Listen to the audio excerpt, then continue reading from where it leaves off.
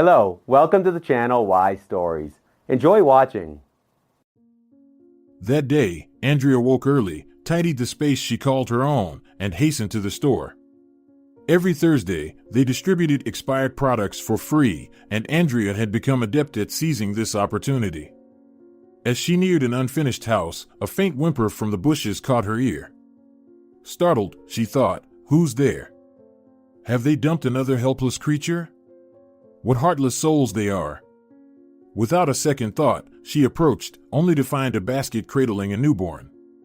The sight rendered Andrea speechless. She stood frozen, her thoughts racing. Who could have left this innocent soul here? Gently lifting the baby, Andrea was greeted with a coo and a smile.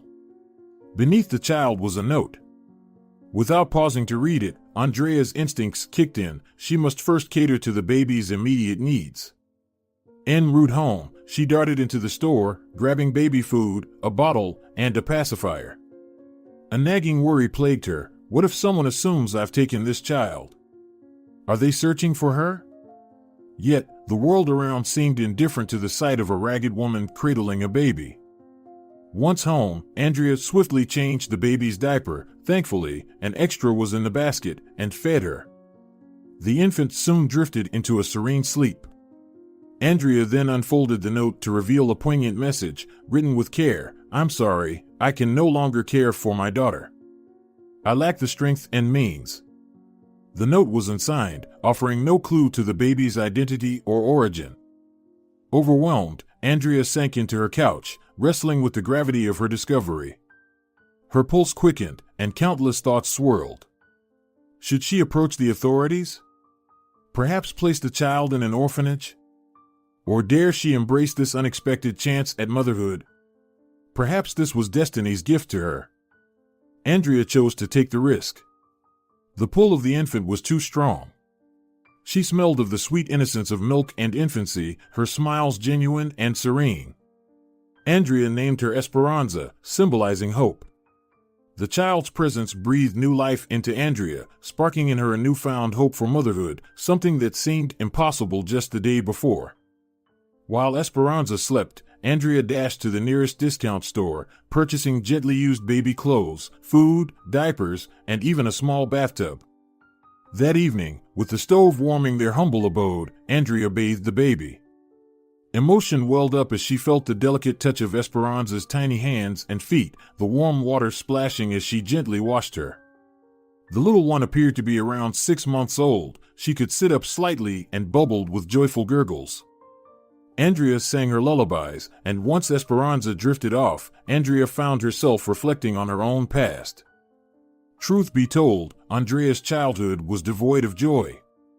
In fact, it barely qualified as a childhood. Hers was a tale of survival amidst the hardships of an orphanage, haunted by the memories of her family's dysfunction, her mother's inebriated cries for sustenance, and her stepfather's cruel blows.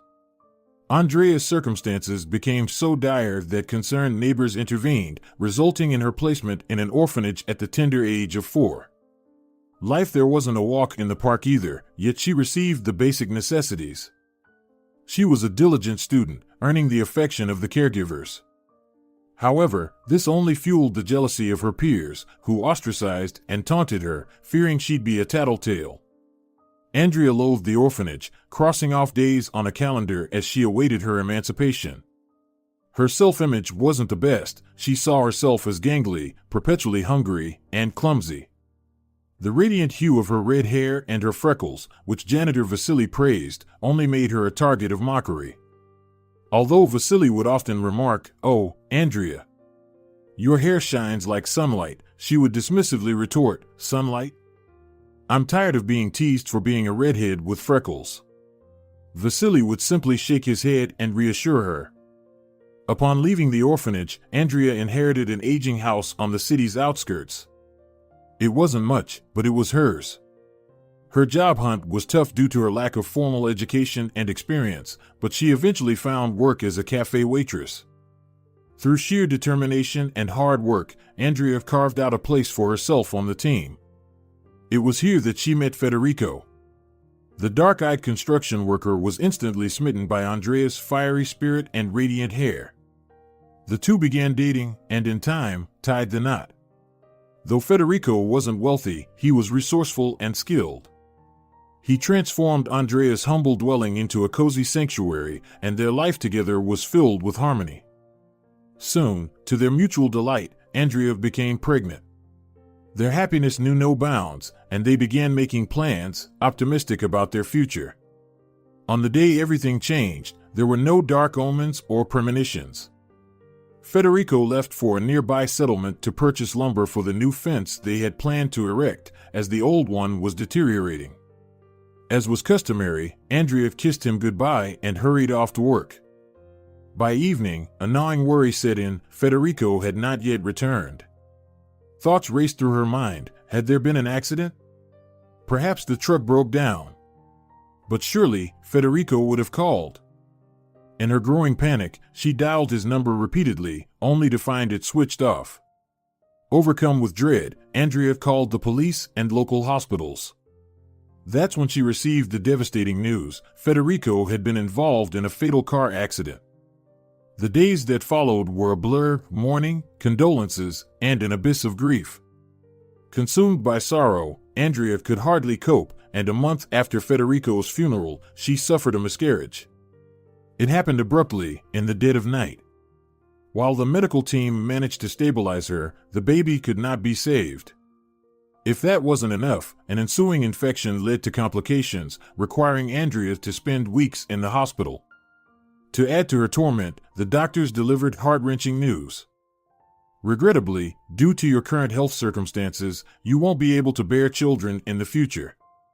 We're truly sorry. When she was finally discharged, Andrea, heavy-hearted and bereft, yearned for the comfort of home. But as she neared her house, she was met with a gut-wrenching sight. All that remained was a smoldering pile of ashes. Everything had been consumed by fire: mementos, furniture, the very walls that had surrounded her. According to neighbors, the old wiring was the culprit. The house had, after all, stood for about a century. Lost and homeless, Andrea sought assistance from local authorities. While they placed her on a waiting list for housing, they provided no immediate solution. The curt response she received was, "It was your private property, and the fire occurred due to negligence. We're not obligated to offer housing. Don't you have any relatives or friends who could shelter you temporarily? Otherwise, consider renting a place." The distraught woman made her way to the cafe where she used to work, clinging to the hope that she might be able to rent a room with her salary. But even this hope was dashed. During her husband's funeral and her subsequent hospitalization, her position had been filled by another. No one had even bothered to inform her. Desperate, Andrea implored the cafe owner, presenting her hospital documentation as proof, but her pleas fell on deaf ears. Since she had been working off the books, she had no legal ground to stand on and no recourse. In a cruel twist of fate, Andrea found herself bereft of her husband, unborn child, home, and employment. It was a convergence of misfortunes that few could imagine. Despair consumed her, and she roamed the streets aimlessly, a vacant look in her eyes. She envied the purposeful strides of passers-by, all seemingly immersed in their lives. Come nightfall, she'd find herself seated on a bench, much like a stray dog, gazing longingly into the windows of strangers, catching glimpses of their bustling lives. She felt like a castaway, superfluous in a world that seemed to have moved on. She resorted to begging and sought solace in alcohol, hoping to numb her pain for a few fleeting moments. Train stations and park benches became her makeshift beds. One fateful evening, deep in an alcohol-induced slumber, Federico appeared in a dream. He pointed at her reproachfully. "Don't you dare give up. What have you turned into? This isn't you." Awakening to a cold drizzle on her face and discomfort from the hard bench beneath her, she cried out in anguish. "Federico! Why? Why did you leave me this way? How can you reprimand me? What's left for me here? I'm a burden, unwanted by anyone. I'll end it all right here under this tree. I long to be with you. Why should I go on? For whom? For what purpose?" As her words hung in the air, a deafening clap of thunder sounded, and a bolt of lightning split the sky, striking the very poplar tree she'd been under. It was left in two smoldering halves. A torrential downpour ensued, blurring her surroundings. Terrified, Andrea dropped to her knees, making the sign of the cross, murmuring, "Forgive me, Federico. I understand now. I'll forsake the drink. Just don't be wrathful." Dawn brought with it a newfound resolve. Andrea discovered an abandoned house on the town's fringes and inquired among the locals if she could take up residence there. An elderly woman simply gestured dismissively, saying. After hearing Andrea's story, the elderly woman, moved by her tale, gathered some items for her. "Take these old beddings, curtains, and clothes. My daughter outgrew them years ago, and they aren't in style anymore. They might be of use to you. With time, things will turn around." Holding back tears, Andrea replied, "Thank you for your generosity. I promise to make this house a home." Over the next few weeks, Andrea dedicated herself to cleaning and repairing the house. Her hard work and resilience endeared her to the neighbors, who began to offer her assistance. Before long, Andrea secured a job as a janitor at a nearby housing complex, giving her a stable income. The humiliations of begging were behind her. She dreamt of cultivating the neglected garden and began to budget wisely, often opting for discounted groceries. The loss of her husband still weighed heavily on Andrea's heart. He often visited her dreams, a comforting presence she felt even in waking life. Yet a profound emptiness remained. She yearned for motherhood. During her early morning shifts, she would watch parents accompanying their children to school, their hands intertwined, their conversations filled with love and concern. Her heart ached, desiring the closeness of a child of her own. Nights were the hardest, as she wept for both her lost husband and the child she'd never hold. The idea of adoption crossed her mind, but her circumstances seemed prohibitive. Fortunately, her personal documents had been spared from the fire, and she treasured Federico's photo, which she kept in her passport, like a protective charm. But as Andrea gazed at Esperanza, who was now peacefully asleep in a chair, a newfound determination welled up within her. She wouldn't part with the child, regardless of the challenges ahead. The prospect of sending Esperanza to an orphanage was unthinkable. She thought, if I keep her, I'll shower her with love and ensure she's safe, even if it means going without. But how can I get her properly documented? We can't move forward without them. The following day, Andrea, with a sense of determination, dressed in her best attire and took young Esperanza to the guardianship office. With tears in her eyes, she pleaded, "Please help me. This is my daughter, Esperanza, and she's 6 months old. I need to have her registered and obtain a birth certificate for her." The officials exchanged glances of disbelief. "How is this possible? Did you not give birth in a hospital? Didn't they register her birth? How can this happen in this day and age?" Taking a deep breath, Andrea responded, "No, I wasn't registered. I'm homeless, and I gave birth to her on the street. It might not be common, but it's my reality. Now I have a place to stay and I intend to raise my daughter right. She needs documents to lead a proper life." After a brief discussion, the officials decided to assist Andrea. Observing her demeanors tidy, if not well-dressed, and clear of any sign of substance abuse, coupled with the fact that Esperanza looked well cared for, they felt compelled to help. They took a few months to finalize the paperwork, and once completed, they handed them to Andrea, advising, "Ensure you register her at the local clinic for regular checkups. Now, officially, you're a mother. Take care." Overwhelmed with gratitude, Andrea said, "Thank you, truly. May you be blessed." As she left the building, clutching the documents and cradling Esperanza, a surge of joy filled her heart. "Federico, it feels like you've been watching over us, guiding us." There's no other explanation. Life began anew for Andrea. Every day at dawn, she'd be out sweeping streets with Esperanza nestled in her basket, sometimes dozing, sometimes babbling away. If she fussed, Andrea would pause her work, rushing to the nearest store for provisions or tending to her needs. The days were grueling, but a single whimper from Esperanza would reinvigorate her. The years sped by in a whirlwind of caregiving and work. Some neighbors and acquaintances, noticing the child but recalling no signs of Andrea's pregnancy, would quip, "Andrea, where did this little one come from? We never saw you pregnant." With a knowing smile, Andrea would respond, "Discovered her amidst the cabbage leaves." Andrea said with a twinkle in her eye, "That's my girl. Perhaps my frame kept my pregnancy subtle, but she's mine through and through." As the years went by, Esperanza blossomed into a girl with an insatiable curiosity. She had a penchant for books and art, and often she'd be found helping Andrea around their humble abode. As summer waned and the scent of autumn was in the air, Esperanza was gearing up for her first day in school. Andrea, with her indomitable spirit, took up every odd job the season offered, from selling garden-fresh veggies to cleaning neighboring homes, ensuring Esperanza wouldn't feel out of place among her peers. Decked in her crisp new uniform with a fresh backpack, when Esperanza stepped into school, Andrea's eyes welled up. "Oh, the joys of motherhood," she thought, feeling a pang of gratitude. "If no one searched for my darling, it's their loss. She was destined for me." One crisp afternoon, the air filled with the scent of fallen leaves, Esperanza returned home, her little face a palette of mischief and mystery. "Mom," she began hesitantly, her eyes darting towards the hallway where her coat was still draped over her, "would you be terribly mad if I showed you a little secret?"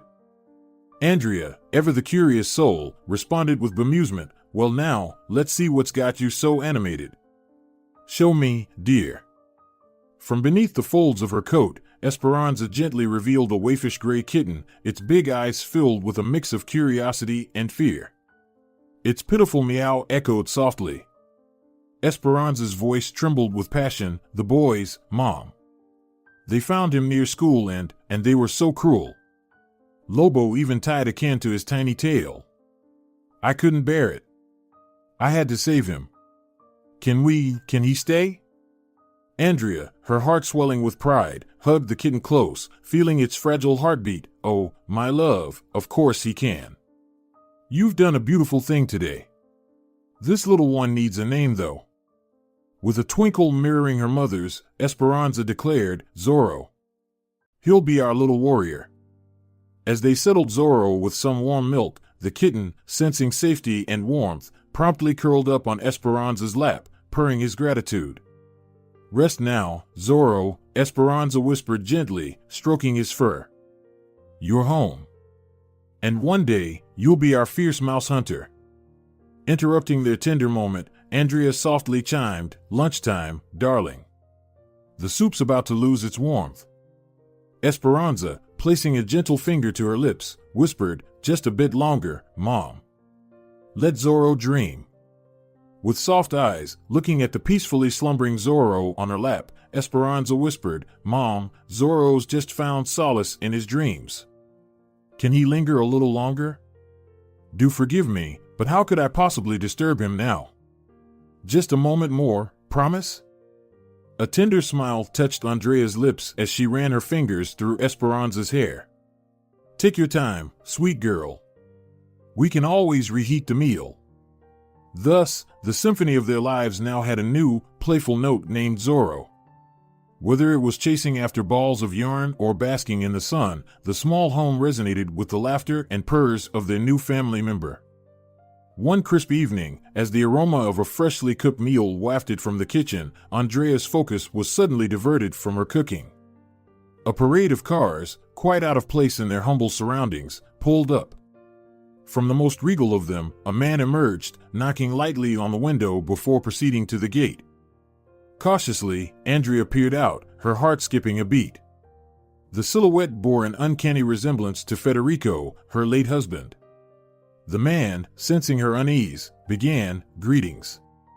You are Andrea, I presume? I am Victor, Esperanza's biological father. May I enter? We have matters to discuss." Andrea, her heart pounding, gasped, "Federico? My love, I thought. I believed you were gone. Is this an apparition? A cruel trick of my mind?" Overwhelmed by the rush of emotions, Andrea swooned, collapsing at the entrance. When she next opened her eyes, the concerned face of Victor hovered over her. He was patting her face gently, a hint of panic in his eyes. Catching his breath, he exclaimed, "I'm so relieved you've come around. I'm not Federico, I assure you. My name is Victor. Perhaps I bear some resemblance, but it's purely coincidental. Are you all right now?" Andrea's fingers danced across the tender spot on her temple. With a soft sigh, she looked deep into the stranger's eyes and murmured, "It's not that I think you're a figment of my imagination. You bear an uncanny resemblance to my late husband, Federico." Her voice trembled. "I must show you." From the depths of her worn passport, she retrieved a photograph, which she handed over with trembling hands. The stranger's gaze sharpened, and his face turned a shade paler as he gazed at the image. This defies all reason," he breathed, stunned. "Our resemblance is striking. This isn't just a twist of fate. I now grasp the depth of your shock earlier." His eyes softened. "Forgive me for startling you. Where is the young girl?" "My explanation is due, she's my child." With a defiant lift to her chin, Andrea shot back, "Whatever mystery you wish to unravel is yours alone. As far as the world and its laws are concerned, Esperanza is mine. Every beat of my heart belongs to her. Now, I suggest you leave." Her voice was firm but tinged with distress. "I've revealed more than I should, and I have a meal to prepare." Gently but firmly, she ushered the man out, silently battling the tempest of emotions within. To think I was visited by a ghost. And this stranger, asserting his claim on my Esperanza. Where was he during all these silent years? Bursting into our lives from the shadows. But I will stand my ground. She is mine in every way that matters. Soon, the sound of Esperanza's laughter washed over her, recounting tales of her day, gleefully slurping down the warm cabbage soup. Andrea's heart warmed, every moment with her daughter infused her soul with purpose and joy. The days passed. One cold Sunday, as snowflakes danced from the sky, Andrea and Esperanza were outside, laughing as they attempted to place a rebellious carrot nose on their snowman. The distant hum of a car engine grew louder, and once again, the familiar stranger appeared. This time, he came bearing a beautifully wrapped package and a lush, fragrant Christmas tree. Andrea, instead of a welcoming greeting, muttered unfriendly words. "Oh, it's you again? What do you want now? I thought I made myself clear last time."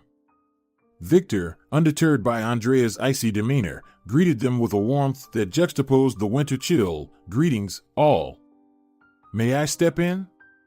I come bearing gifts, almost like a wintry fairy tale. Might I join you?" With a magician's flourish, he deftly affixed the carrot to the snowman's face. Esperanza's eyes danced with delight. "You have a craftsman's touch. I'm Esperanza, and beside me is my mother, Andrea. Presents are among my favorite things. Mother, why this frost towards our guest? See how he's brightened our day with that tree?" In the face of her daughter's gleeful enthusiasm, Andrea's resistance melted away. She gestured a resigned invitation, much like a leaf succumbing to the autumn wind. Victor's gaze flitted between the two, admiration evident. Andrea, with her fiery locks and sparkling emerald eyes, held an allure far more genuine than the masked sophisticates he often encountered. Beneath her unassuming attire, there was an undeniable grace. Esperanza, with the same fiery charm, mirrored a love and respect for her mother that was palpable. In them, Victor saw an authentic bond, something that often eluded his own opulent world. As Andrea ushered them to the dining area, her eyes silently pleaded with Victor to tread carefully, to protect the innocence of the moment from the looming shadows of the past. The spread was humble yet rich in love, a hearty vegetable stew followed by fragrant pastries. Coupled with Victor's contributions, the table was a visual and olfactory feast. As they ate, Victor's voice, filled with genuine appreciation, broke the thickening silence. "Andrea, in my life, I've indulged in the finest of cuisines, from exquisite lobsters to the rarest caviars. Yet, This stew, prepared with love and care, surpasses them all. Thank you for this genuine feast." But Andrea, lost in a tumult of thoughts, barely registered the compliment. The looming question tugged at her heartstrings. Could he truly be Esperanza's father? Time might reveal truths that could shatter our world. If the winds change, might I lose her forever? After lunch, the man started giving out presents. Esperanza squealed with joy when she saw the genuine, expensive Barbie doll and a huge bag full of candies and sweets. Victor handed a small red box to the woman and said, "This is for you, a heartfelt gift." But Andrea pushed it aside without even looking and whispered, "I'm not Esperanza, I'm not a 7-year-old. Don't try to appease or buy me off. I know why you've come. I won't give my daughter to you, don't even dream about it. Now, let's decorate the Christmas tree so that Esperanza doesn't get upset, and please, leave." Victor also whispered, "All right, I'll leave, but only after we talk. Otherwise, it's no use. I need to tell you many things. I hope, after that, you'll change your mind." They all continued to decorate the fluffy Christmas tree, hanging ornaments and garlands that Victor had brought. Esperanza was thrilled with the colorful, shimmering balls. Since all those years, they had only had a modest fir branch decorated with candies and cotton. Then the girl asked, "Mommy, can I quickly run to Rebecca and tell her everything? I can't wait. She'll be so jealous, especially when she sees my Barbie. She doesn't have one like that. She always mocks my old doll." Andrea smiled. "Sure, but don't take too long. Be back home for dinner. And don't even think about going out by yourselves, especially to the river. The ice is still thin, you could drown." The girl solemnly promised not to go anywhere without asking and happily ran off to her best friend. The woman let out a sigh of relief and said to the guest, "I'm all ears, now tell me everything you wanted, and then leave, once and for all." Victor sat on the couch and began quietly. "It will be a long conversation, let me start from the beginning, and about Esperanza. So, my name is Victor Montero, I'm the son of a wealthy businessman. Naturally, I had everything I could wish for and even more in my childhood. My father is a good man, but he raised me strictly. He made sure I studied diligently and didn't engage in any inappropriate activities. However, my relationship with my mother was always tense. It's like she hated me from an early age. I felt hurt and couldn't understand why she treated me that way. When I was in college, I met Paulina. She was an orphan and worked at a local car wash. We fell deeply in love. However, my parents disapproved. Well, my father was surprisingly neutral, saying it was my life and my choice. But my mother threw tantrums and did everything in her power to break us up. Still, I went against her wishes, and Paulina and I decided to get married. Everything was going well until a week before the wedding, when she disappeared, vanished into thin air. She didn't answer my calls, and I searched everywhere, but all in vain. That's what happened. Many years have passed, but I still couldn't forget Paulina. I pursue my passion in my work, but my personal life has never worked out. I haven't found the right person. Recently, my mother fell seriously ill, a severe illness, and she decided to tell me the whole truth. It turns out, Paulina didn't run away at all.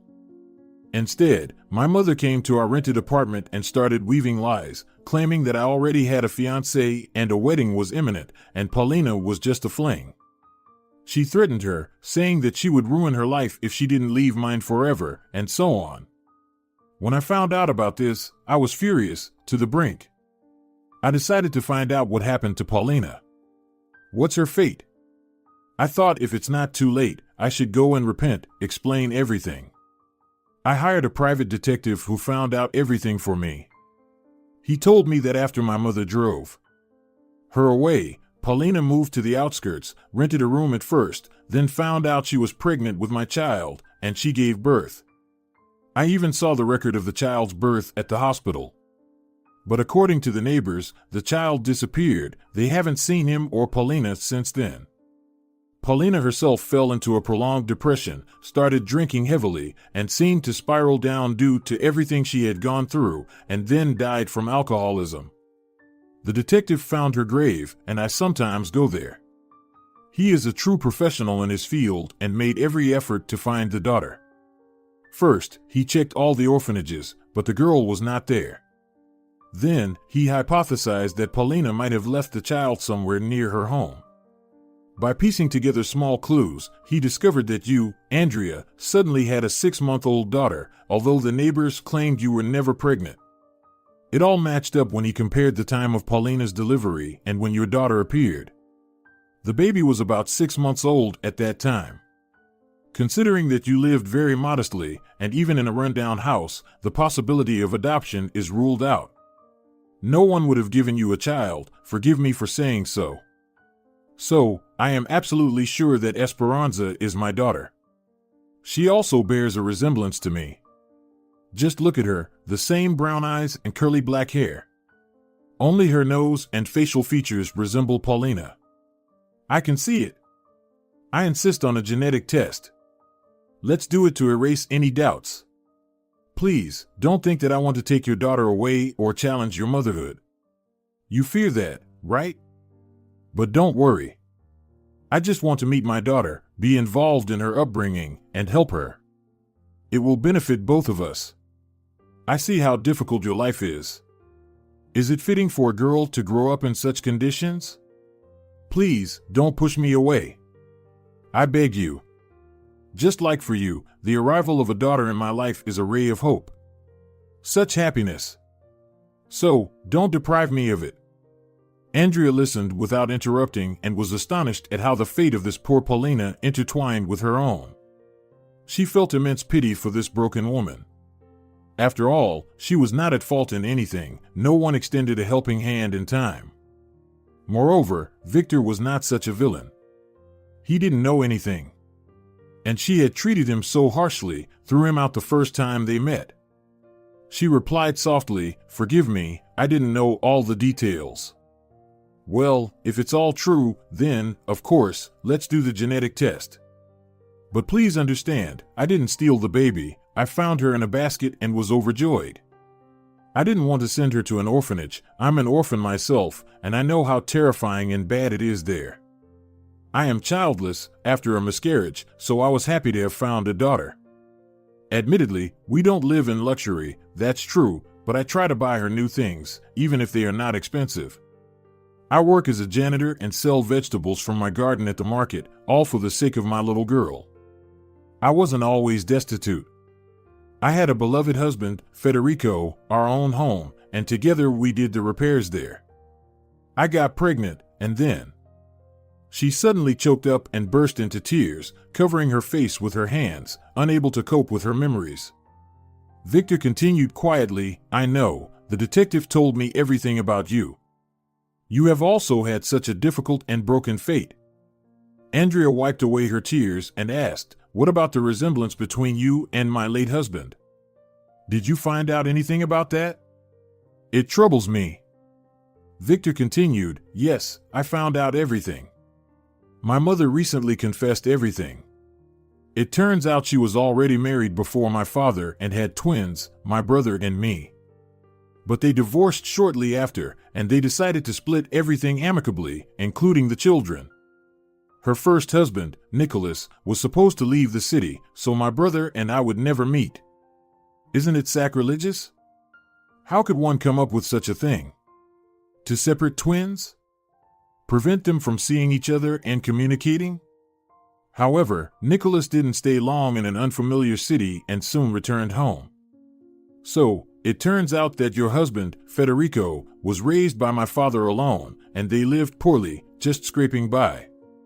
Meanwhile, my mother married a millionaire, my stepfather. When I found out about this, I was so furious. I can't forgive my mother for not helping her other son. Why she never told me anything? How could she have such a heart of stone to cause so much harm? To ruin so many lives at once? Every day she has delicacies for breakfast, not worrying whether her own flesh and blood is hungry right now. Couldn't she just communicate, be humane and caring? She admitted why she treated me so coldly in childhood. I was a constant reminder of her sin. But what now? She has cancer, and her life is measured in months, so what's the point of blaming her? I guess it's her punishment for everything she has done. Andrea was shocked, tears streamed down her cheeks, and she couldn't utter a word. She looked at Victor and remembered her Federico. It seemed as if he was standing before her, alive. Just reach out. She wanted him to hug her, to hold her like before, to caress her red curls and whisper, "You are my sunshine, my little treasure." Late in the evening, when Esperanza had already fallen asleep, the woman took Victor's gift in her hands. She carefully unwrapped it and gasped. Inside was a stunning mint-colored dress made of a soft and pleasant material. Andrea couldn't resist and tried it on. She looked in the mirror and admired herself. It suited her green eyes perfectly and fit her figure perfectly. She twirled dreamily in front of the mirror, then took it off and sighed, "It's a great dress. But where would I wear it? Cleaning yards or washing entrances? Oh, my wretched fate." Nevertheless, her heart felt warm from the fact that Victor cared not only for her daughter but also for her. She had already forgotten what it was like to receive attention from a man. And she worried, "I'm ungrateful, I didn't even say thank you." Victor conducted the genetic test, and it confirmed that Esperanza was his daughter. From that moment on, Andrea and Esperanza's lives turned upside down, becoming like a beautiful fairy tale. Victor bought a well-appointed apartment specifically for his daughter, and Andrea moved there with her. She no longer worked as a janitor. Victor made her a secretary in his company. But before that, like a storyteller or magician, he worked on Andrea's image and took her to a beauty salon, saying to the girls, "Make her shine like the brightest star." Life smiled upon Andrea and her daughter, and their days became filled with happiness and joy. The hardships of the past gradually faded away in the light of this newfound love and care. Dear ladies, your task is to provide this woman with the maximum pleasant sensations and do everything as she desires. Oh, my! Andrea felt like she was on cloud nine with happiness. She completely relaxed and entrusted herself to the skillful hands of the cosmetologists. She thought to herself, "Not long ago, I was sleeping on a bench in the rain, thinking my life was over. And now, I'm in a fashionable salon, living in a luxurious apartment, having a good job, and my beloved daughter." Life is such an unpredictable thing. When the woman looked at herself in the mirror 2 hours later, she was amazed. Instead of a tired, 35-year-old beggar worn out by life and heavy work, she saw a sophisticated and respectable lady. They gave her a beautiful hairstyle, trimmed her bangs, refreshed her face with a mask, applied light daytime makeup, and a gentle manicure. In the adjacent clothing salon, they picked out several dresses and stylish trouser suits, along with matching shoes and accessories. She had never felt like such a queen. Waiting for her in the car, Victor whistled when she finally emerged from the salon. His heart raced at the sight of such a beauty. He couldn't hold back and said, "Oh, Andrea, you look so splendid. I think I've fallen in love, completely and irrevocably." The woman blushed. She found the compliments very pleasant and replied, "Oh, come on. Thank you for everything, Victor. You are like a genie, like a kind wizard who burst into our lives, mine and Esperanza's, and painted it with bright colors. I couldn't have dreamed of a father like you for her. She has grown so attached to you, maybe it's time to tell her the truth?" Victor took her hand, looked into her eyes, and said tenderly, "Andrea, listen. Our destinies have become so tightly intertwined, and Esperanza has bound them firmly. How do you feel about us becoming one family? I wouldn't mind it. I believe Esperanza wouldn't mind either. What do you say? I won't force you, but I really want to raise our daughter together. I miss her so much and count the seconds until our next meeting." The woman froze, her legs even trembled. She had a strong liking for Victor as he was the spitting image of her late husband, and as a person, he was excellent. Generous, caring, he was the kind of husband one could only dream of. Was all of this really happening to her? With a trembling voice, she replied, "I agree. Let's give it a try. We just need to somehow prepare our daughter. How do we tell her all this? I can't imagine. Victor answered, I believe in always telling the truth to everyone, so we need to be straightforward. Esperanza is a clever girl. I think she will understand everything. In the evening after dinner, Victor finally mustered the courage and approached Esperanza, who was diligently doing her homework, and said, Esperanza, we need to talk to you. Your mother and I have decided to get married because I am your real dad. We love each other and want to take care of you together. After all, you are our little son and beloved daughter. How do you feel about that? With bated breath, Andrea watched Esperanza, her heart pounding with apprehension. Would the revelation shatter the world she had so carefully constructed for her daughter? But, instead of tears or confusion, Esperanza's face lit up like the morning sun. She raced into Victor's waiting arms, exclaiming, I had this feeling in my heart. You were the kind soul behind that enchanting doll, weren't you? Does this mean we're like the families in storybooks? With grandparents who tell tales by the fireplace? Victor's laughter, rich and heartfelt, echoed in the chilly air. Absolutely, he whispered, pressing a tender kiss on Esperanza's forehead. Tomorrow, my love, you'll meet a grandfather who has traveled the world and will regale you with tales of his adventures. You're going to adore him. Andrea, her fears melting away, wore a smile as warm as summer. All right, newfound family, she chimed, hands washed, and to the table. Once lessons are complete, how about a spirited game of bingo? The room echoed with laughter as they all signaled their eager agreement. They then proceeded to the heart of the home, the dining table, unified in their newfound happiness. For Andrea, it felt as if she had been transported back to a time when life was simpler and sweeter. The weight of past sorrows seemed to lift, replaced by the euphoria of the present. The world now held a hue of promise, and Andrea reveled in the newfound harmony. Esperanza, now attending a prestigious school with an emphasis on mastering the English language, shone brilliantly, her potential evident in every accomplishment. Andrea too found her stride, transitioning seamlessly into her new role. Though the early days were filled with mountains of paperwork and occasional missteps, she eventually flourished, becoming an indispensable asset.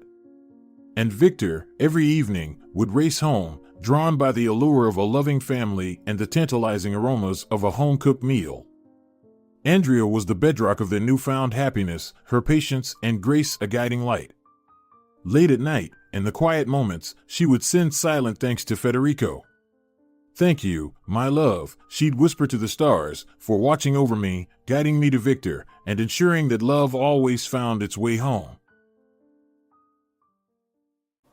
If you're enjoying it as well, leave a like and subscribe.